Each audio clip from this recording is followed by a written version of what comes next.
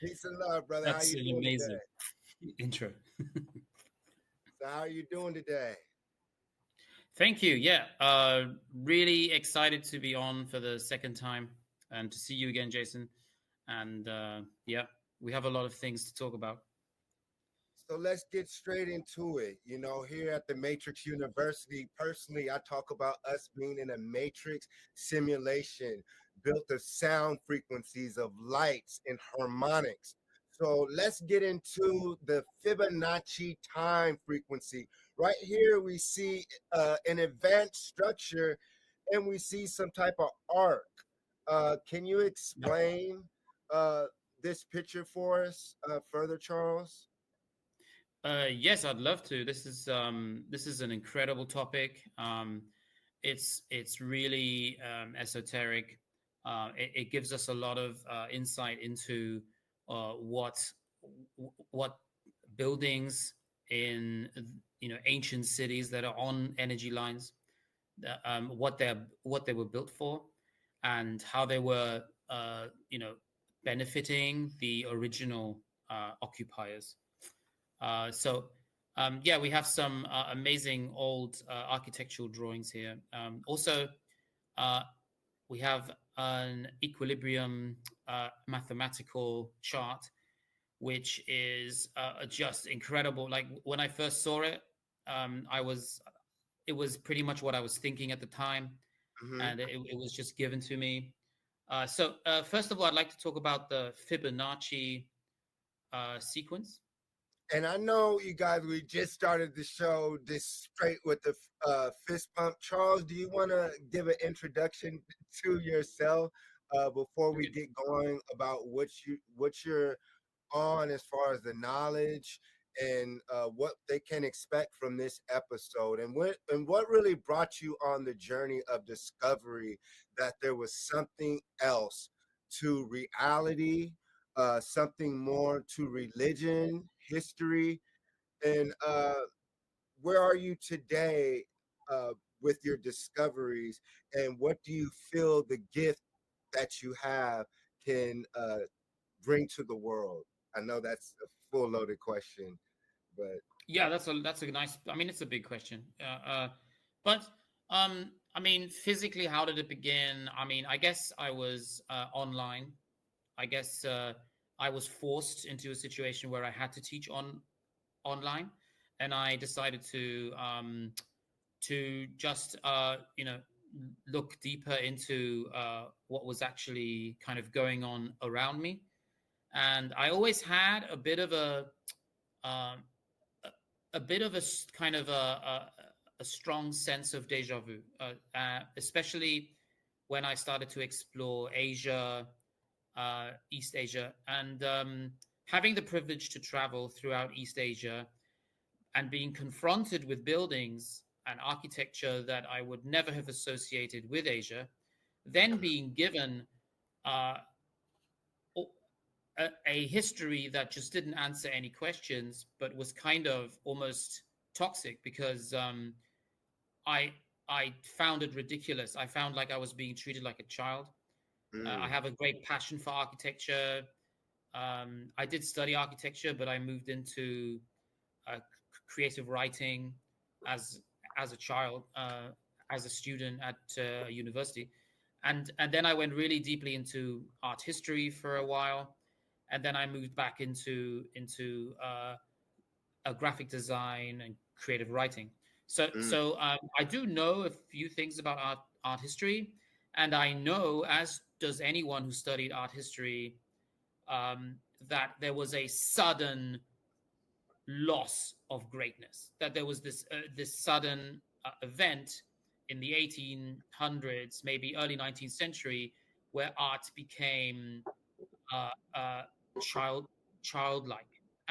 mm, And even though I appreciate postmodernism and abstract art and cubism, uh, I I can now look back and compare things that I was taught at school with things that I feel myself, and I have more respect for my own opinions on things.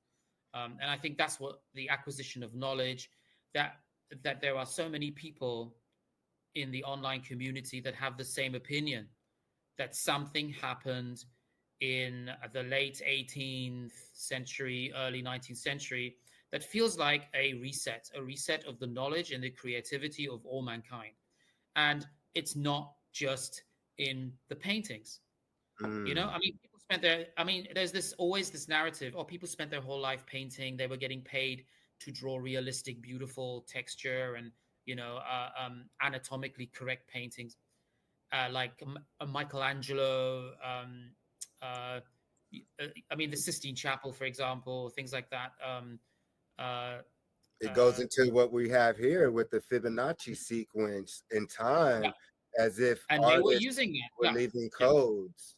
Even mm, when we look to the pharaoh statues, they clearly see that they use the Fibonacci sequence right. within the spiral of the face and the construction of these pharaoh Yeah, statues.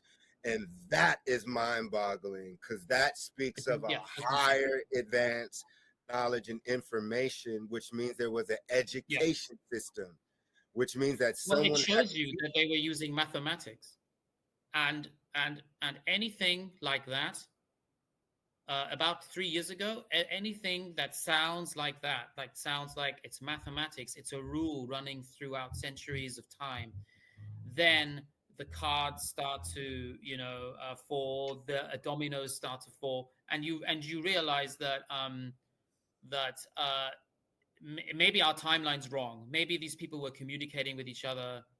Maybe they existed around the same few centuries. Maybe there aren't thousands of years as well difference between, you know, um, uh, the Renaissance and ancient Rome. Maybe there's something wrong with our timeline. But I think when you find out that the Fibonacci sequence does play an important role in realism, and especially the pre-Raphaelite art movement. And I mean, were they subconsciously using the Fibonacci sequence, or was the Fibonacci sequence intentionally employed? Now, there's only one language that uses mathematics, and that's Hebrew.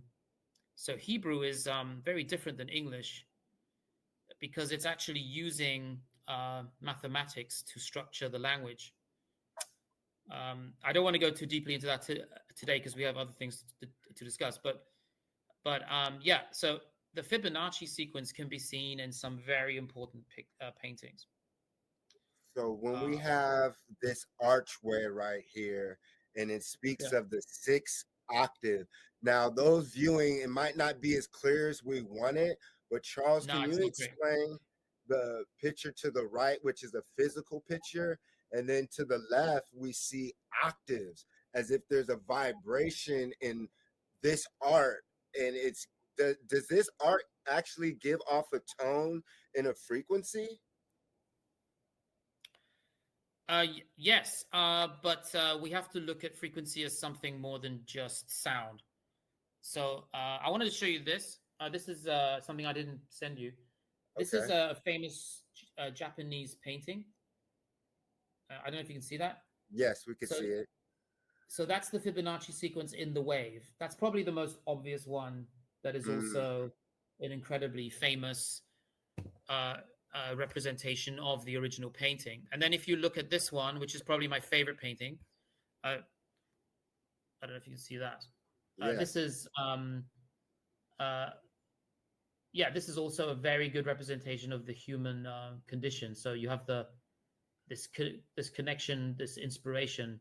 So the hand two sequences inside one painting, it was intentional. Mm. Yeah, And what would be the purpose for the viewers? They say, okay, that's a circle coming out of the mind. What uh, yeah. is the significance, or what is so great about that to where people need to apply that to their life when looking at their reality? Right. So this is a spectacular question. Okay, if you look at Michelangelo's painting, you can see that he is telling you three very important things. Number one, that he understands the anatomy of the human body. Put So the this picture means, up while you're speaking, and I'll enlarge it. yeah. So here you can see that this is the picture of the of the somebody has drawn over there in Photoshop uh, the anatomy of the human brain. Let me show you. I'll do it a bit bigger. I'll make it bigger. Yeah. Can you see that? Yes, we can So see it. so yeah, you can see Wow. he's drawn out the anatomy of the human brain. So that's the skull. That's this amazing uh, linen towel or cowl or a satin cloak that is engulfing the central character there.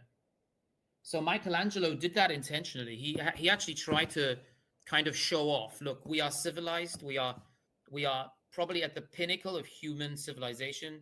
We understand the optic nerve, the pituitary gland stalk, the vertebrae. We understand the cranium.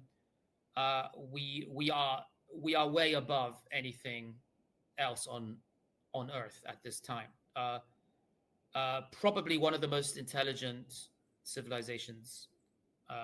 Now, where did the knowledge come from? That's another question. I'm sure the knowledge came uh, from other parts of the world. In fact, a lot of the Greeks studied in Egypt. That's well known. That's well documented. So you have I mean, everything's in there. But it's not.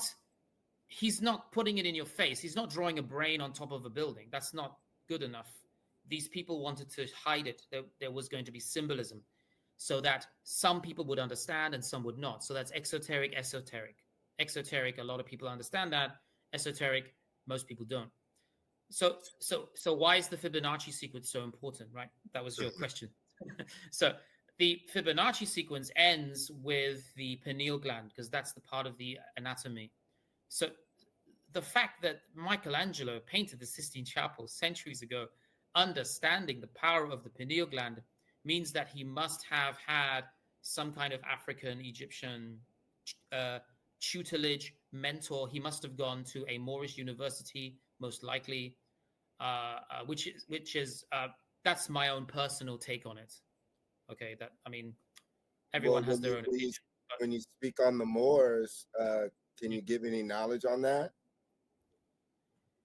Yes, the Moors is probably my most passionate project. I post about that quite regularly on my Facebook and Instagram. This I have not seen this in person, but I have been outside that window.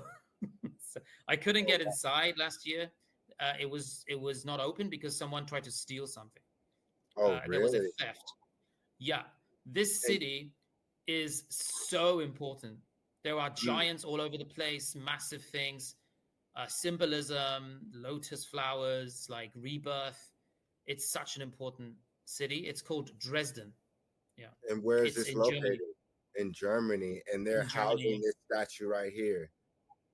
and this statue is inside the uh, green dome. Now, the German name is Grüne Gewölbe because dome is Gewölbe in German.